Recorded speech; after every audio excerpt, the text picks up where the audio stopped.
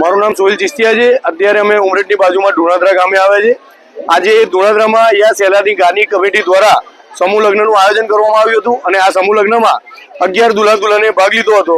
અને મહત્વની વાત એવી છે કે આ સમૂહ લગ્નમાં દાતાઓથી માંડીને કાર્યકર્તાઓ સુધીના તમામ લોકો સર્વ સમાજના હતા। હિન્દુ મુસ્લિમ એકતાનું અહીંયા ઉત્તમ ઉદાહરણ જોવા મળ્યું અને હિન્દુ ભાઈએ આ સમૂહ લગ્નમાં પણ દાન આપ્યું। આ સમૂહ લગ્નમાં પણ એમનું યોગદાન રહ્યું અને હિન્દુ મુસ્લિમ એકતાની એક મિસાલ કાયમ રહે તેવું બહુ સુંદર આયોજન કરવામાં આવ્યું। તેની સાથે સાથે યસ સેલાની ગાદી કમિટી દ્વારા આ આયોજનના ભાગરૂપે સર્વ દુલ્હા દુલ્હનને દહેજના સામાનમાં ઘર વપરાશની તમામ ચીજ વસ્તુઓ આપવામાં આવી।